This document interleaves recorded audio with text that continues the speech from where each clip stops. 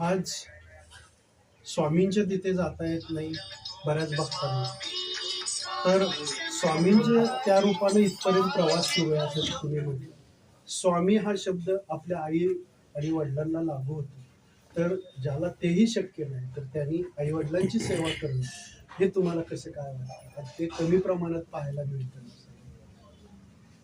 जो स्वामी भक्त आहे किंवा जी कोणी स्वामी भक्त आहे ती स्वतःच्या आई वडिलांची चरणाशी हात लावल्याशिवाय पुढचं कार्य होऊ शकत नाही. आपलं दैवत आहेत आई वडील पहिली त्यांना नतमस्तक केल्याशिवाय स्वामींकडनं दर्शन होऊ शकत नाही.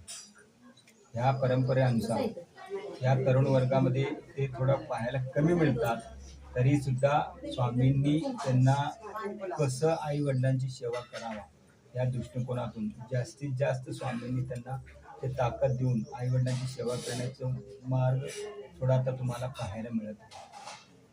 कारण काही जास्तीत जास्त व्हावा हे स्वामी चरणी आपलं प्रार्थनाही आहे आणि वंदनीय.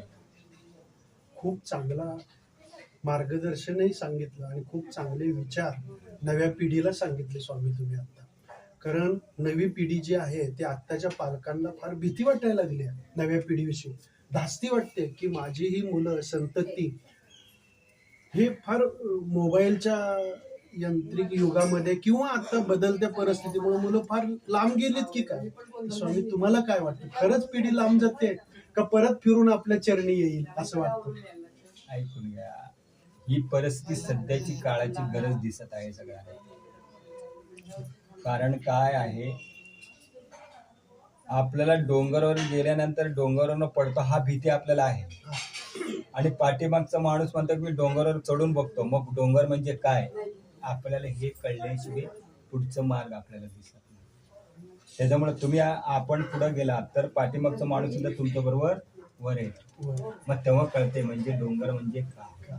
तेव्हा ही आध्यात्मिक मार्गातला ही विषय हे स्वामींनी सगळ्यांना दिला.